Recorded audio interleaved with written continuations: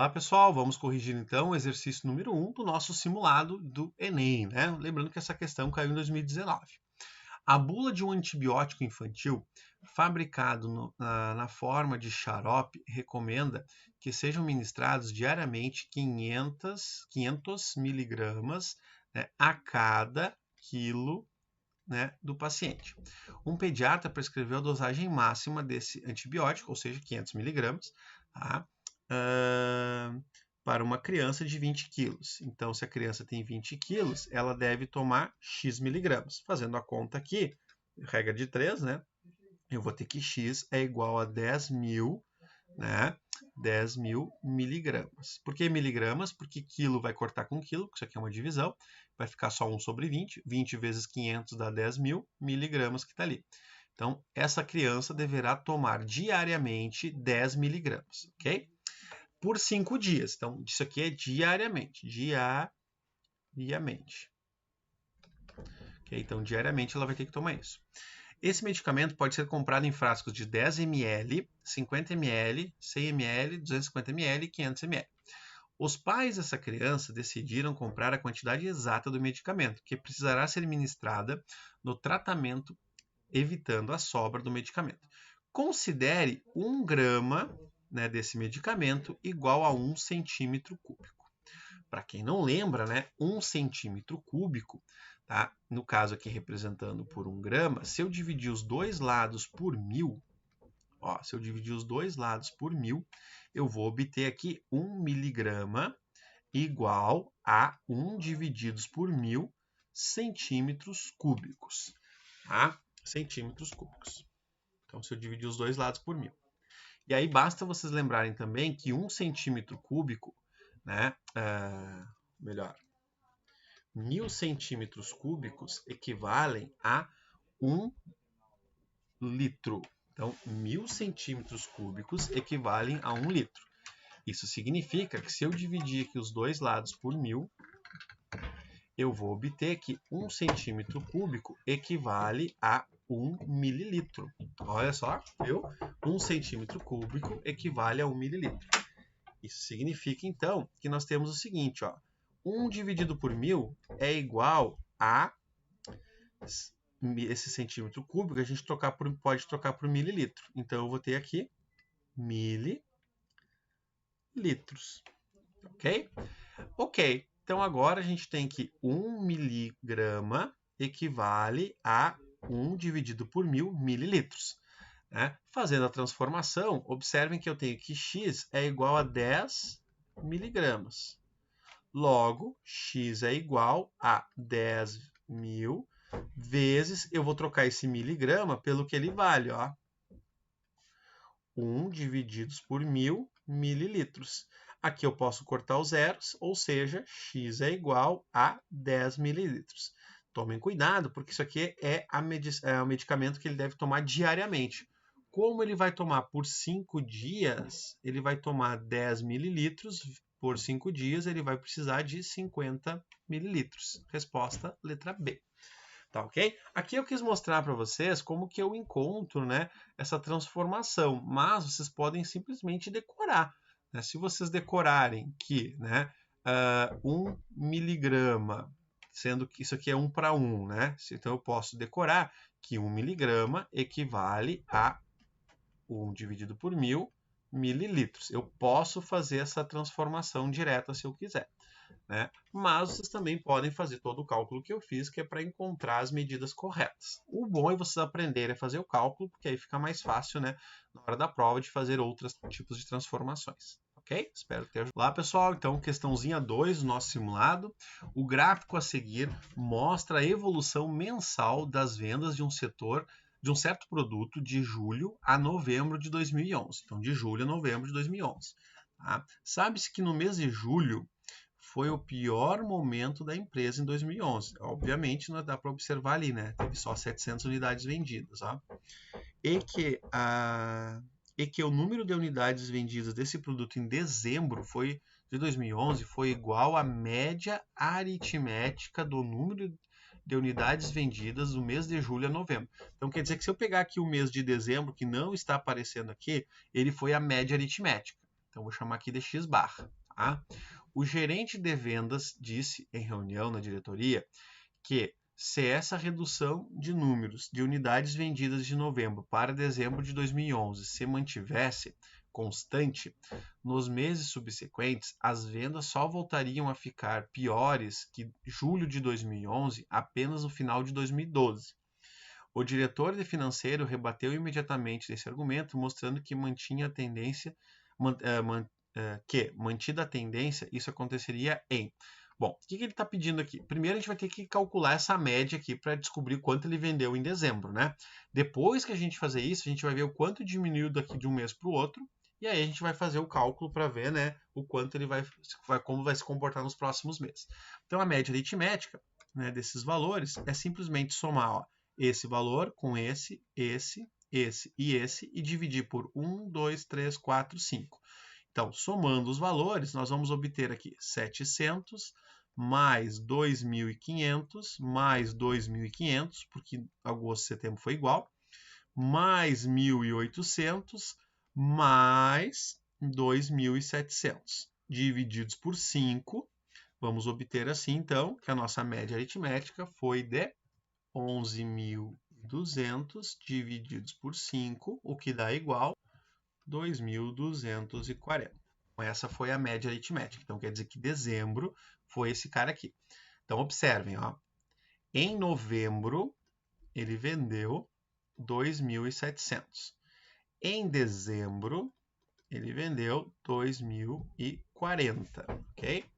Como ele fala que o gerente de vendas disse em reunião de diretoria que a redução do número de unidades vendidas de novembro para dezembro se mantivesse, então se isso aqui se manter, qual é a diferença entre novembro e dezembro? Ó, aqui vai dar 0, aqui dá 10, dá 6, aqui dá 6, aqui vai dar 4. Então diminuiu 460. Tá? Então, se diminuir 460, quando que ele vai ficar menor que 700?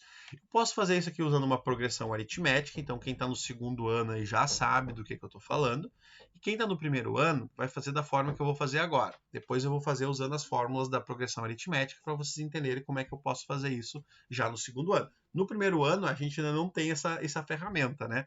Então, eu vou fazer das duas formas. Tá? Então, vamos lá, vem comigo. Tá? Observem. Em julho, eu fiz 700, eu tinha 700 unidades. Isso quer dizer que eu preciso chegar abaixo disso, tá? Então, o que vai acontecer? Em dezembro de 2011, eu vendi 2.240. Em janeiro de 2012, eu tenho que vender menos 460. Então, eu vou fazer aqui, ó, 2.040 menos 460. Isso aqui vai dar 0, isso dá 14 menos 6, que dá 8. Aqui vai dar 21 menos 4, que vai dar 21 menos 4. Isso vai dar 17, então vai dar 1.780. Aí, fevereiro de 2012, eu vou tirar 460. Então, eu vou tirar aqui mais 460. Então, menos 460. Isso vai dar 0. Isso vai dar 2, 3 e 1, 1.320. Aí, março de 2012. Isso vai dar menos 460, que vai dar 0. Aqui vai dar 12. Então, aqui vai dar 6. E aqui já vai dar, né? Olha só, 860. Menos 460. Eu vou obter aqui 0, 0 e 4. Em abril de 2012, eu já vou ter caído abaixo dos meus 700, que é o pior patamar, né? Então, obtendo assim que em abril de 2012, eu já vou ter caído aqui as minhas vendas abaixo do pior momento. Então, a resposta aqui seria a letra D. Isso vocês fariam no primeiro ano, né? Então, vai fazendo assim até chegar lá. O pessoal do segundo ano vai poder fazer assim, ó. Vai poder usar uma progressão aritmética. Então, a gente aprendeu no segundo ano, né? Que o meu AN é igual a 1 mais N menos 1 vezes a razão. Aqui, quem seria o meu A1? Seria o dezembro, 2.240, né, que é onde começa a minha PA. A minha razão, como ela é decrescente, porque ela vai diminuindo, é menos 460. né? E eu sei que o meu AN tem que ser menor que 700, então eu preciso descobrir quando que o meu N vai ser menor. Então vai ficar o A1, que é o meu 2.240, mais N menos 1 vezes a razão, menos 460. Isso tem que ser menor que 700. Então vai dar aqui, ó, menos 460N, aqui eu estou usando a propriedade distributiva, mais 460 é menor que 700 menos 2.240. Menos 460N é menor. Aqui, se eu fizer a continha, ó, vai dar 1.540. Menos 460, né? Então aqui vai dar negativo com negativo. Aqui vai dar menos 460N, é menor, daqui dá para somar os dois, né? Então observem que aqui vai dar quanto? Ó? Aqui vai dar somando menos 2.000. Então aqui eu vou ter menos com menos, aqui dá para multiplicar por, observem, multiplicando por menos 1. Eu vou obter 460N maior, porque inverte, né, quando eu multiplico. Vai ficar N maior que 2.000 divididos por 460. O N aqui vai ficar maior. Se vocês fizerem essa divisão aqui, vocês vão ver que isso é maior que 2.000 divididos por 460. Isso aqui dá 4, que vai dar 0. 4 vezes 6 dá 24, vai 2, dá 16, aqui dá 18. Aqui vai dar 0, 6 e 1. Então, aqui vai dar vírgula alguma coisinha. Então, isso vai ser maior que 4, alguma coisa. Ou seja, o meu N tem que ser igual a 5. A partir do quinto mês vai dar problema. Como o primeiro mês é dezembro de 2011, eu vou ter dezembro de 2011 é o primeiro mês, né? Então, é o quinto mês, então são mais 4, janeiro, fevereiro, março, abril. Então, eu poderia também fazer usando, então, PA. E aí a resposta também vai dar abril. Então, são as duas formas de fazer este exercício, ok? Espero ter ajudado você. Questão 3 do nosso simulado, hein? Vamos lá. Uma pessoa que perdeu um objeto pessoal quando visitou uma cidade, pretende divulgar nos meios de comunicação informações a respeito da perda desse objeto e de seu contato para eventual devolução. No entanto, ela lembra que, de acordo com o artigo 1234 do Artigo Civil, poderá ter que pagar pelas despesas do transporte desse objeto até a sua cidade e poderá ter que recompensar a pessoa que lhe restituiu o objeto em pelo menos 5% do valor. Ela sabe que o custo com transporte será de 1/5 do valor atual do objeto. Então, vamos chamar o valor do objeto de X, porque a gente não sabe quanto ele vale. Então, esse aqui é o valor do objeto. Ok. Então, observem que poderá ter que pagar pelas despesas do transporte desse objeto até a sua cidade e poderá ter que pagar uma recompensa de 5%. Então, a recompensa é de 5% do valor do objeto. Ok. Ela sabe que o custo com transporte será de 1/5 do valor atual do objeto. Então, o custo do transporte é de 1/5 do valor do objeto, 1/5 de X. Ok. E como ela tem muito interesse em reavê-lo, pretende ofertar o maior percentual possível de recompensa, desde que o gasto total com as despesas não ultrapasse o valor atual do objeto. Nessas condições, o percentual sobre o valor do objeto dado como recompensa que ela deverá ofertar é igual a... Então, vamos lá. Muito simples essa questão, gente, porque olha só, vamos supor que o objeto custa R$100, um valor irrisório, tá bom? Eu sei que 1/5 dele vai ser o custo. Então, o custo dele é 1/5 de R$100. 1/5 de R$100 é R$20. Se eu pensar nesse valor como um percentual, 100% do valor, 1/5 de 100% é 20%. Então, quer dizer que o custo de transporte é 20%. Se ele deseja pagar uma recompensa que não ultrapasse, né, o valor gasto com o total de despesas do objeto, né, então ele quer, olha só, então ele quer o percentual sobre o valor do objeto dado como recompensa. Tá? Então ele pode dar no máximo 80% do valor do objeto, porque 20% ele vai gastar já com o transporte de custo. Tá? Então, ó, vou ler de novo. Ele sabe que o custo com transporte será de 1/5 do valor. Tá? Como ele tem muito interesse em reaver, pretende ofertar o maior percentual possível de recompensa, desde que o gasto total com as despesas não ultrapasse o valor do objeto. Se o valor do objeto é 100%, um quinto é 20%. Vai faltar só 80%, que é a recompensa máxima que ele vai dar, porque aí ele vai gastar 20% com transporte, 80% com a recompensa, dá os 100%. Então, o valor máximo da recompensa é de 80%, não pode passar disso. Fácil exercício, hein? Vamos para o próximo. Questão número 4. Vamos lá, pessoal. Ó. Nos 6 cômodos de uma casa, há sensores de presença posicionados de forma que a luz de cada cômodo acende assim que uma pessoa nela adentra e apaga assim que a pessoa se retira desse cômodo. Suponha que o acendimento e o desligamento sejam instantâneos. O morador dessa casa visitou alguns desses cômodos, ficando exatamente 1 minuto em cada um deles. O gráfico descreve o consumo acumulado de energia em watts e minuto em função do watts e minutos em função do tempo em minutos das lâmpadas de LED dessa casa.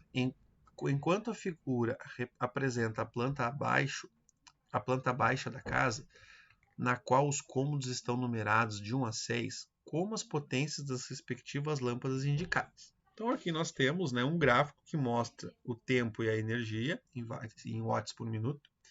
Né? Nós temos aqui as lâmpadas de cada peça, né? A sequência de deslocamentos dos cômodos conforme o consumo de energia apresentado é. Observe o seguinte, gente, ó. Ela vai ficar 1 minuto em cada peça. Então vamos imaginar, ela vai ter que entrar. Então ela vai entrar e ela vai ficar aqui. Então ela vai ficar no cômodo 1. Eu vou chamar de A para fazer a ordem, tá? A. Então, 1 minuto ela ficou e ela gastou 20 watts. Depois, no gráfico, ele foi para o segundo cômodo, 2 minutos, e deu 35. Ou seja, ele somou, nesses 20, ele teve que somar mais 15, né? Onde é que tem 15 aqui? Aqui, ó. Aqui tem o 15. Então, quer dizer que no segundo minuto, ela ficou com esse 20 mais os 15 watts, o que deu os 35 watts. Então, ele foi do 1 para o 2. Do 1 para o 4, na verdade, né? Então, ele foi aqui, vamos botar aqui as peças, ó. Então, aqui ele foi do cômodo 1 para o cômodo 4. Então, aqui é o cômodo, e aqui é o tempo, e aqui é o watts. Depois do cômodo 4, observem que ela foi do 35 para o 40. Então, quer dizer que ela somou mais 5 watts, né? Então, no terceiro minuto, ela estava aqui. B, ela veio para cá. C.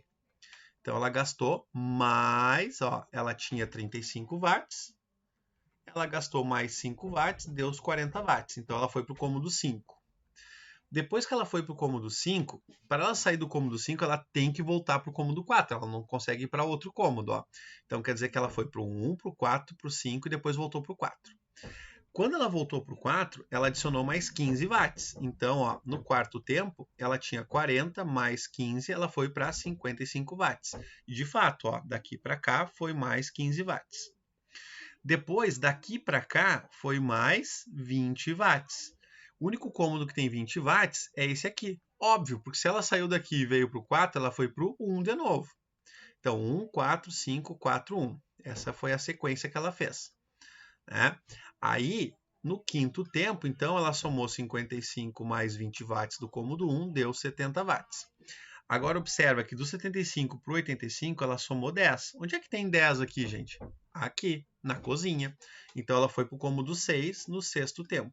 Então, no sexto tempo, ela somou 70 mais 10 watts, deu 80 watts. De fato, tá ali, ó. Aqui 75, 85. Tá. Do sexto cômodo, ela teve que voltar para o cômodo 1, porque não tem outra porta, né? Então, ela voltou aqui para o cômodo 1. Então, no sétimo minuto, ela tem 85 mais 20 dá 105 watts. Fechou, ó. No sétimo tempo, 105. E aí, no oitavo cômodo, observem, ela somou quanto? Ela teve que somar mais 105, dá mais 15 watts. Então, ela somou mais 15 watts. Onde é que ela somou mais 15 watts? Ela teve que somar na suíte, né? Mais 15 watts na suíte. Então, ela foi para o cômodo 4. Então, no 8º tempo, então ela não foi nem no cômodo 2, nem no cômodo 3. 105 mais 15 watts, isso vai dar 120 watts. Então, a ordem que ela foi o 1, 4, 5, 4, 1, 6, 1 e 4. Qual foi a alternativa? A alternativa foi a letra A. Olha ali, ó. Com certeza foi a letra A. Ó, 1, 4, 5, 4, 1, 6, 1, 4. Fechou? É um exercício simples, tá, pessoal? Vamos para o próximo. Um casal planejou uma viagem e definiu como teto para gastos diários o valor de R$1.000. Então, o casal não quer gastar mais que R$1.000 por dia.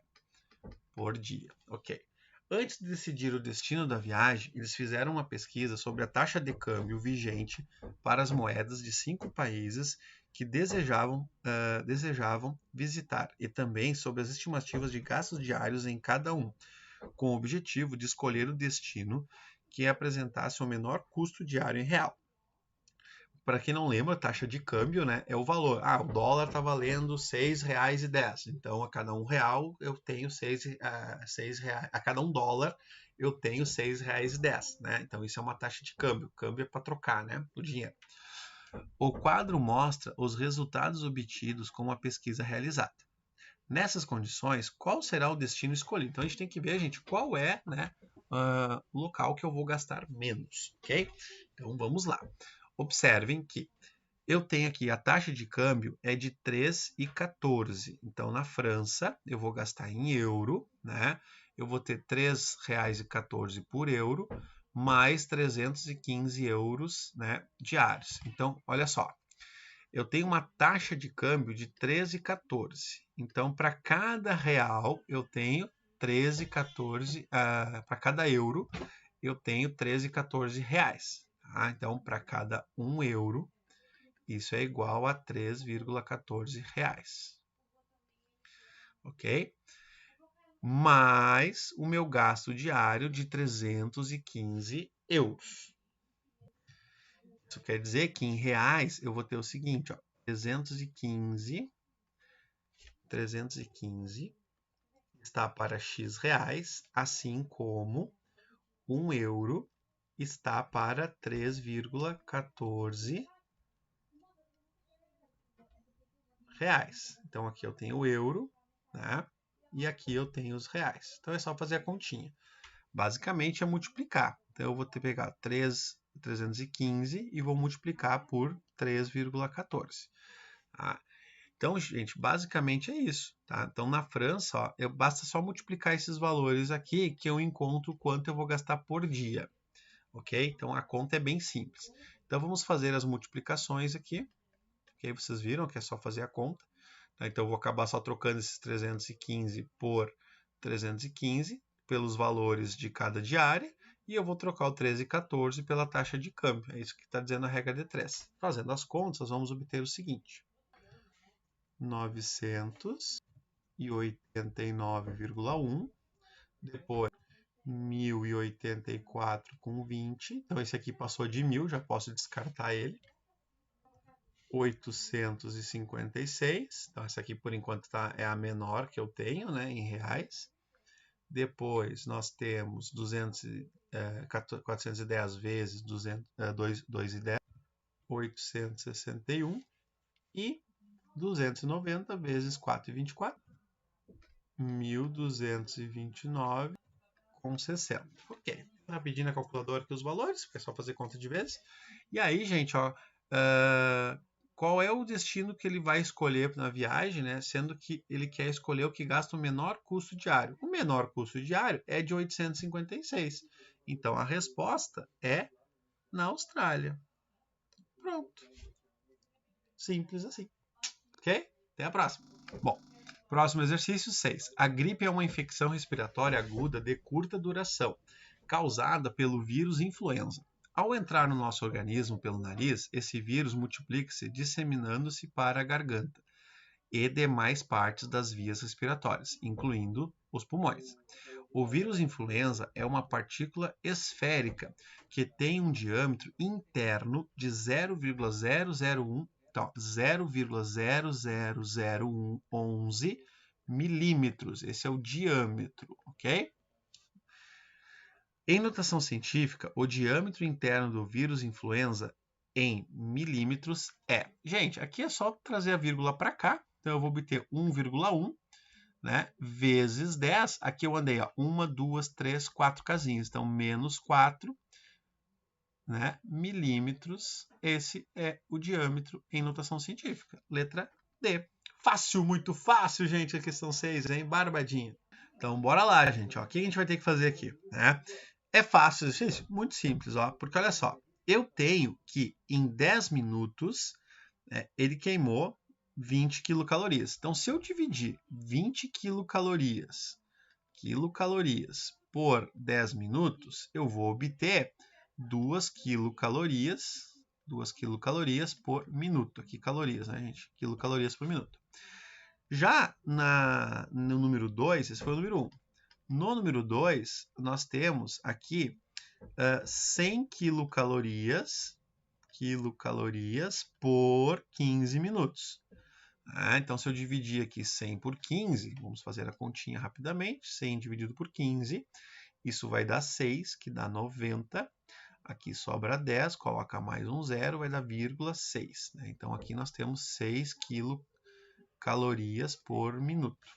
Depois o 3, nós temos aqui no 3 120. 120 por 20 minutos. Aqui cortando vai dar 6 quilocalorias por minuto. Depois o 4, eu vou obter 100 por 25 minutos. Isso vai dar 4 quilocalorias. Mania de colocar esse M aqui. Quilocalorias por minuto.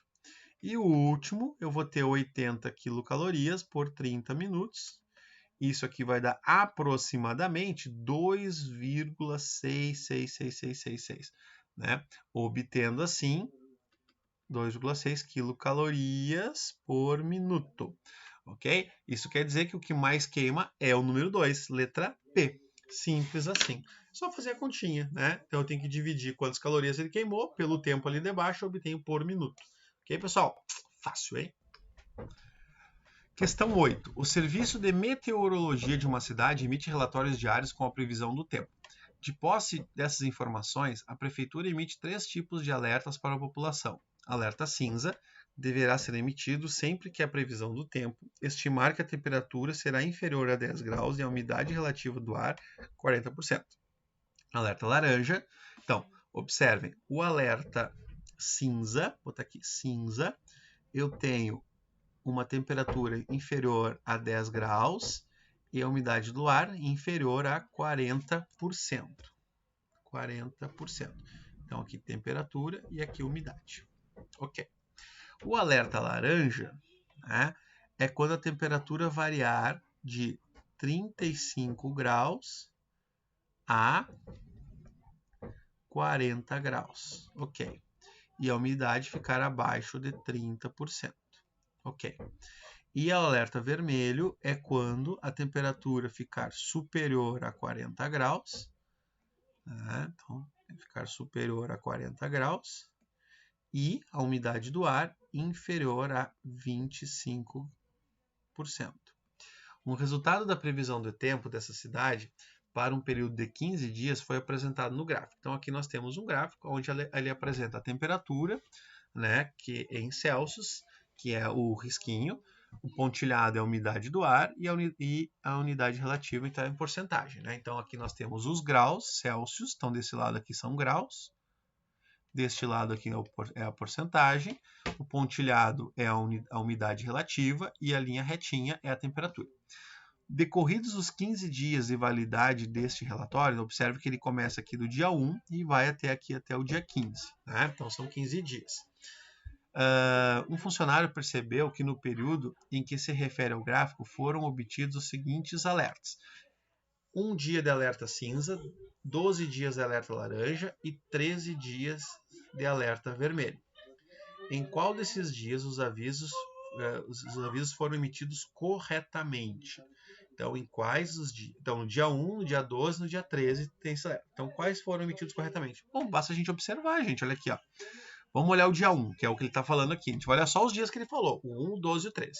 No dia 1, nós estávamos com a temperatura, olha aqui, ó, 20, 30, 40, 30, 20, aqui é 10. Então, aqui está abaixo de 10. Abaixo de 10 é alerta cinza. A umidade do ar tem que estar abaixo de 40%. A umidade do ar está abaixo de 40%. Então, aqui está o alerta cinza, está ok. No dia 12, vamos olhar o dia 12, ó. O dia 12, aqui eu tenho a temperatura, está acima de 40 e a umidade está abaixo de 20. Então, acima de 40, abaixo de 20, teria que ser um alerta vermelho. Aqui está errado. Aqui teria que ser um alerta vermelho. E no dia 13, que é esse aqui, ó, no dia 13, eu vou ter, olha lá, a minha temperatura estava aqui, ou seja, ela estava acima de 40. Então, ela está acima de 40, acima de 40, e a umidade está abaixo de 40. Então, a umidade está abaixo de 40 e a temperatura está acima de 40 graus e a umidade está abaixo de 25. Não está. Então, esse aqui está errado também. Tá bem? Certo? Então, gente, está errado também. Então, o único alerta certo foi do primeiro dia. Então, só recapitulando, por que no dia 12 está errado, gente? Porque para ele ter um alerta laranja, a temperatura tem que ficar entre 35 e 40 graus. A temperatura está exatamente em 40 e a umidade do ar teria que estar abaixo de 30. Ela realmente está abaixo de 30, mas 40 não é abaixo de 40. 40 é igual. Então, estar entre é estar abaixo ou acima de alguma coisa. Então, o único certo é o número 1, ok? Fácil assim. O slogan "Se beber não dirija", muito utilizado em campanhas publicitárias no Brasil, chama atenção para o grave problema de ingestão de bebida alcoólica por motoristas e suas consequências para o trânsito. A gravidade desse problema pode ser percebida observando como o assunto é tratado pelo Código Brasileiro de Trânsito. Em 2013, a quantidade máxima de álcool permitida no sangue do condutor de um veículo, que já era pequena, foi reduzida e o valor da multa para motociclistas alcoolizados foi aumentado. Em consequência dessas mudanças, observou-se queda no número de acidentes registrados em uma suposta rodovia nos anos que se seguiram às mudanças implantadas em 2013, conforme os dados. Suponha que a tendência de redução no número de acidentes nessa rodovia para os anos subsequentes seja igual à redução observada de 2014 para 2015. Então, aqui a gente está olhando a mesma mudança nesse intervalo aqui. Com base nessa situação apresentada, o número de acidentes esperados na rodovia em 2018 foi. Novamente aqui, o pessoal do primeiro ano vai fazer 1 por 1 até chegar a 2018. O pessoal do segundo ano vai fazer uma progressão aritmética. Então, vou começar aqui com o conteúdo do primeiro ano. Então, quem está no primeiro ano vai fazer da seguinte forma, porque vocês ainda não têm esse conteúdo, né? Então, o pessoal do primeiro ano vai notar que de 2014 para 2015, houve uma redução aqui de 50. Né? Isso quer dizer que em 2014, depois 2015, 2016, 2017 e 2018. Então, aqui eu tive 900, 850, 800, 750 e 700. Pronto, 2018, então, eu vou ter os acidentes esperados, vão ser letra D, 700. O pessoal do segundo ano tem uma ferramenta a mais, né? Vocês do segundo ano ou do terceiro, né? Depende de quem está assistindo isso aqui, vocês têm aqui uma PA. Então, o primeiro termo dessa PA é o 900. Né? A minha razão é menos 50, porque ela está diminuindo. Né? 2014 vai ser o meu A1. Aqui vai ser o meu A2, meu A3, meu A4 e 2018 vai ser meu A5. Então, eu quero o A5. O A5 é o A1 mais N menos 1 vezes a razão.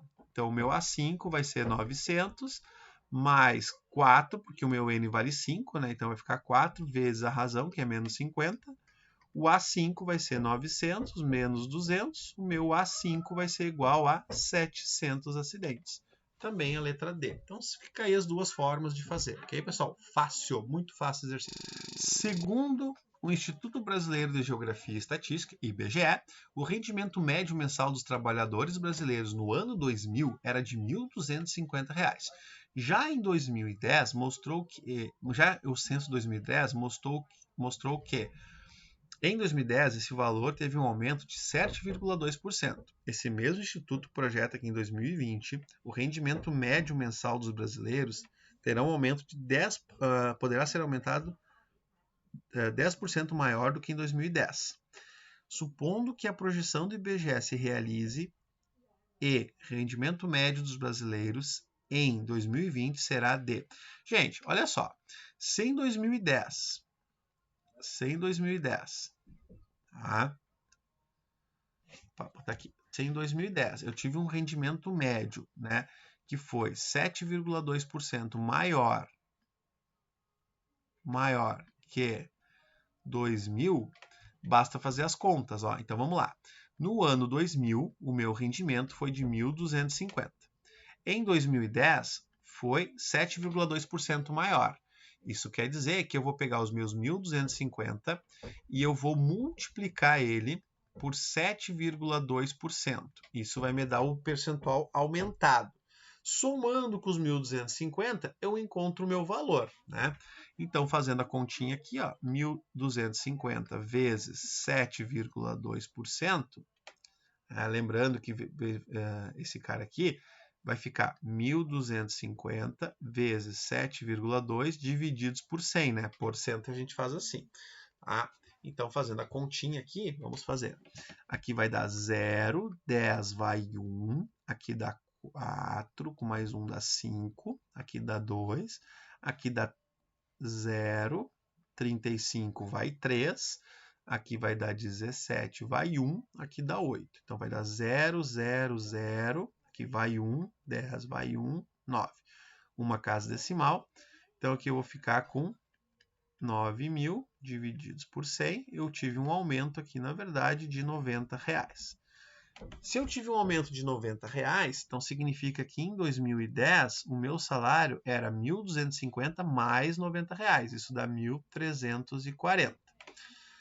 Em 2020 eu vou ter 10% a mais. Então, em 2020, eu vou pegar esse valor e vou colocar 10% a mais. 10% a gente sabe de cabeça que dá 134. Né? Isso é fácil de fazer, basta você fazer essa conta para você encontrar esse valor.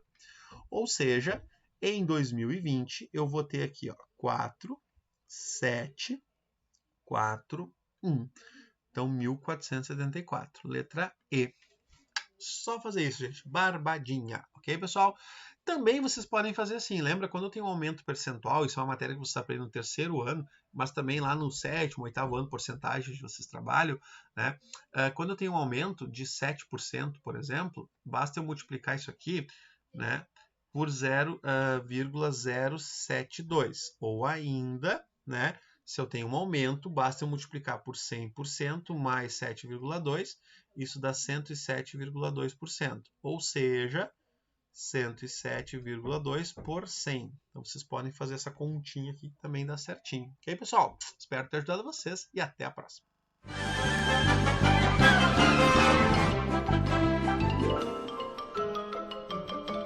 Isso é tudo, pessoal.